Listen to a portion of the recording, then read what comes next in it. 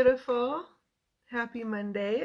My name is More Yelvington of Morph Transform Your Reality, where I help you step out of trauma and reclaim your power. And if this is the first time you're watching me live, welcome to my world. I normally don't sound congested, but I'm congested and a bit under the weather. So just bear with me a little bit if my mind is trying to catch up to my words, or my words are trying to catch up to my mind. How are you doing? How was your weekend? How have you been? Where are you from? Tell me all the things. Today, I want to talk to you about fear and about an interesting conversation I had with a friend. So, I've been doing energy work. You want to know the crystal I have today? This is what we're looking at. Isn't it pretty? She's so pretty. So, I had a conversation with one of my girlfriends. I do energy work, been doing it for 17 years now, and I recently just finished the Desire More challenge. And so I had a girlfriend ask me, she's like, I just don't believe that you can like do this meditation and focus, your energy on something that you want to create, and it's just going to show up in your life. And that really sent me thinking. Anytime somebody says something like that to me, I'm like, that is a very interesting perspective, because as an energy healer, somebody that's been working with bodies and energies, to me, everything is energy. So right in my head, that makes sense. But I love it when people from the outer world throw me these kind of like tidbits, because then I can find a way to explain it to them in their language so they can understand. And so I went home and I had this whole conversation with her in my head, and the moment in time I was like, oh, that's interesting. Okay. I can see how you can feel. I can see how you can see that. Totally. And I kind of kept it there because I didn't want to say something that I wasn't jiving with, but I also knew I had a bigger response, but I wanted the response to be in a way that she could hear it. Because if you are talking to somebody and they're not there with you, they're not going to be able to hear what you're trying to say to them. And so I had to find a way to talk to her in her language and the way that she would understand what I was trying to portray to her. So first of all, before I keep going into the next level of this, how many times are you trying to portray something to someone when they are in a completely different space and they can't hear what you're saying? And then you end up taking it as an insult. You end up, taking it as a judgment. You end up judging them. It ends up being a big blow up, right? I know this happens sometimes with my kids. Like if I am in my head, like we're running late, we have to go to school, we have to do this. And they're just like, oh, we're just playing a game right now, right? For me to come in and be like, right? They're not going to hear that. Their brain is going to be like, what? She is not where I am. Okay? It could be the same with my husband. If I have been home dealing with all the kid things, dealing with all the house things, and he comes home from work, his headspace is a completely different place of where my headspace is. If I just go at him with, this needs to be done, right? All the things that I've been dealing with today, and this is what's going on with me, and he's not there, he's not going to compute. What am I going to get out of it? I'm not going to receive anything out of it. It's going to create a blockage. It's going to create a discomfort. It's going to create friction. Okay? And so if you can start realizing when people talk to you and stuff comes up for you, if you can start being aware of how you respond, normally you'll start responding in your head even before you start responding, verbally.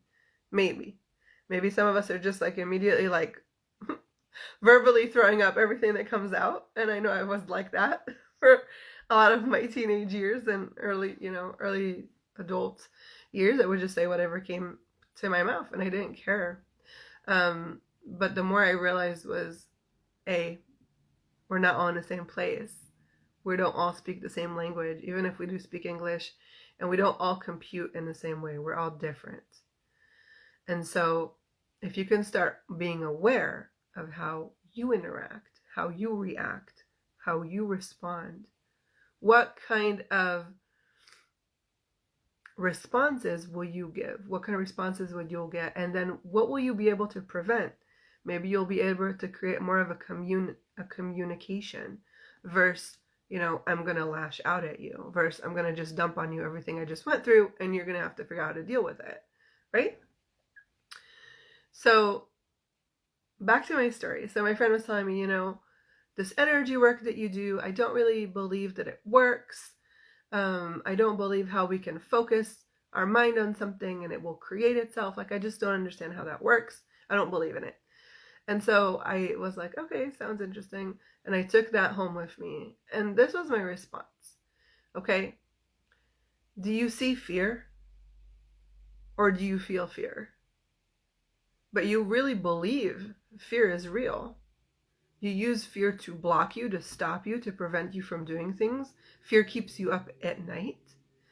Thinking about every worst case scenario that can happen and any outcome and any situation that you can't control. Right? Is control real? Can you feel physically? Can you feel control? No, you can still see it.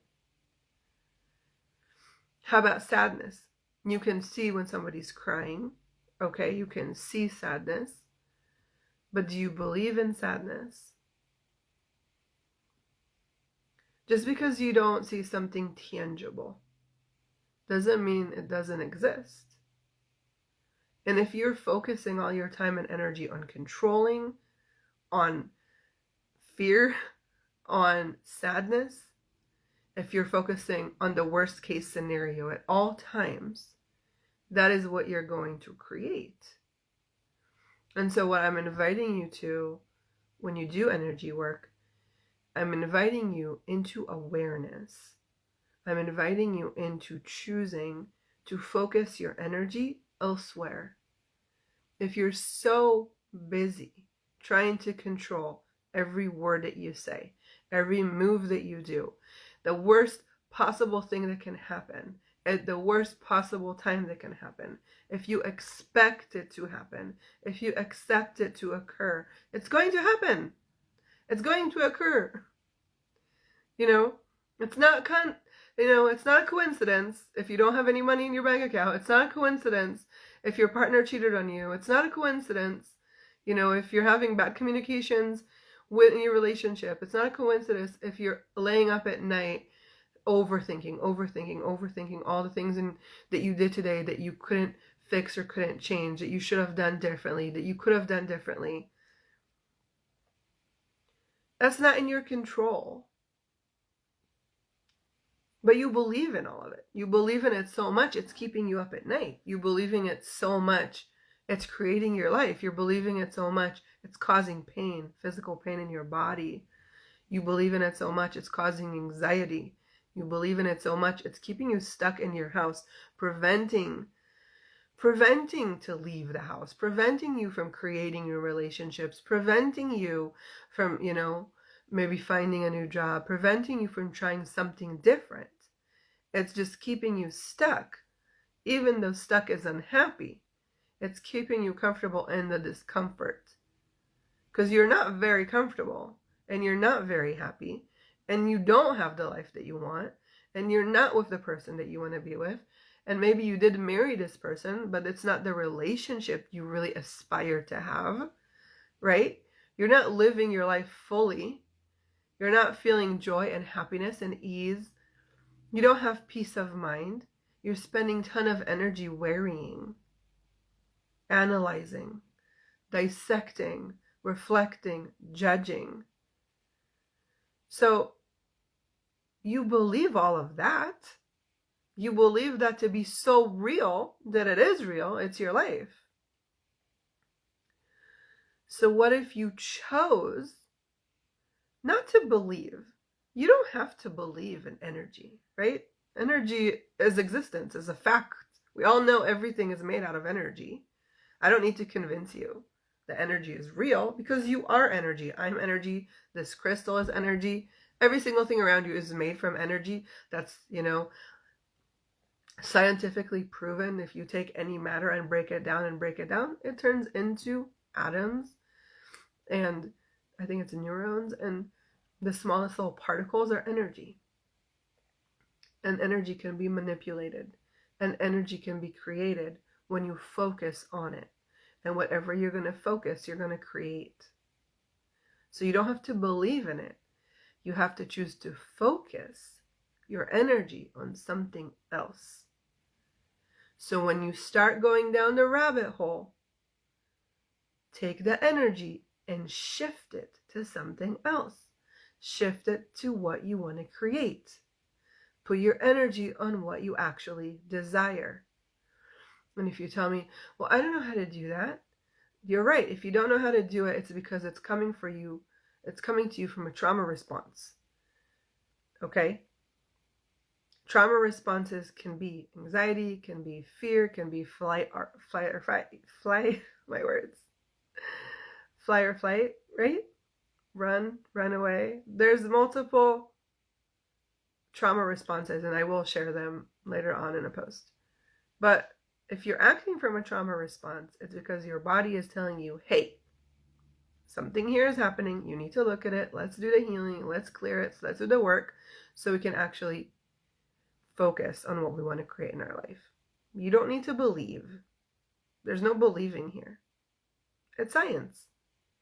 If you focus on what you desire, it will show up. Trying to figure it out will block it. Don't try to figure it out. I have to tell you this funny story. I went to visit a friend this weekend, and I was packing my stuff because I was going overnight, and I didn't want to take too many things with me, and I was packing my makeup. And I have this big palette of eyeshadow, which I don't even know why I have because I never really wear makeup, but I just have it. And I was like, oh, I want to take my eyeshadow. What if we go out and have a drink, and I want to be all cute, whatever. But it was kind of big, and it didn't fit in my makeup bag, and I was like, well, I'm just not going to take it. I really want this eyeshadow palette, but I don't have room. I'm not going to take it. So here I am driving up to see her. It was a 4-hour drive. And I stop at a grocery store to get a drink and some water and go to the bathroom. And there's a makeup aisle there. Now, I'm really not a makeup person. Not my thing. But I go to the makeup aisle, and I'm like, oh, I really need this mascara. I don't really need mascara. It was the weirdest thing, but I just went into the store. I got a drink. I went to the bathroom. I bought mascara. I never do that. Really, that is not something I would do. I just did that. And so I get to her house, and we're talking, hugging, talking, hanging out. And we were, a few hours later, we're like, okay, let's go out. We'll go have dinner. We'll go get dinner. And so she goes into her bathroom, and she goes from the other room. She says to me, oh, I really need to go to the store. I really need to buy mascara. And I was like, this is really funny because I just bought this mascara, and I know that you needed it, right? I just felt you. I told her, I just handed it to her. I'm like, here, you just manifested mascara. And then she turns around and she takes out this eyeshadow palette, and she goes, that's so funny because I had this here and I really wanted to give it to you. And she gives it to me. And that is the simplest way that if we're not in the way of the universe, stuff shows up, right? I didn't even really ask for eyeshadows, but the universe just provided it for me because my intention was there, okay? And I had no blocks to how it will show up. I wasn't really attached to it that much. That's how manifestation happens. And this is really funny, right? Because I was actually looking for this lip gloss that I was really been looking for a long time. I think they discontinued it. Haven't seen it in a year. You know how when you find something that you really like and then they discontinue it and you're like, dang it, now I can't find it anywhere. And so we went to a few stores. We were shopping. Girl time. It was girl weekend. We were shopping, and I was kind of looking out for it, but I didn't find it anywhere. And we get back to her house, and it was in her bathroom, and she has all these little baskets of makeup and stuff. And I look in there, and I'm like, And I see that she has that same exact thing closed in a box. The same thing I've been looking for a year. And so I'm like, hey, you know you have this thing. And she's like, what is it? And I'm like, I show it to her. And she's like, take it. It's been here. I don't know who gave it to me. I don't know how I got it. You could totally have, like, just have it. It's brand new in a box. Just take it. Pure manifestation. When you don't have any limitations about how something is going to show up, it just shows up. It's all those ideas and all the judgments and all assumptions that we have in a background that are blocking us from receiving it. The idea of I have to believe for it to happen to me. I have to be in my energy. I have to meditate. No. You just have to ask, and you have to move out of the way. Ask and move out of the way. But if you're stuck in a rut and you can't even think of asking for the things that you desire, that's how you know it's a trauma response. And if you have a trauma response, that means you have experienced some form of trauma in this lifetime or a past lifetime, or maybe even when you were a baby in the womb, or even you just witnessed somebody else experiencing trauma and that caused you trauma. There's no judgment and no regulation of how traumatic an experience can be for one person or another. But if you're noticing that you have patterns that are repeating themselves, that you have the same kind of relationships showing up in your life, that you have the same situations showing up in your life, that things are repeating themselves and you feel like you're on freaking Groundhog's Day and you're not really living life the way you want to live it, and you feel like stuff is stopping you, it's because there's trauma responses in your body that anytime you're doing something out of your comfort zone, out of the ordinary, they send messages to your alert system, to your nervous system to shut up and explode and send you messages like warning, warning, warning, and you just cave. You just cave. So how much energy are you spending avoiding living your life? How much energy are you spending in your brain? How much energy are you spending over and over and over again, dissecting every kind of situation, every word, every moment? If you are exhausted of doing that, let's talk. This is exactly what I do with my one-on-one clients.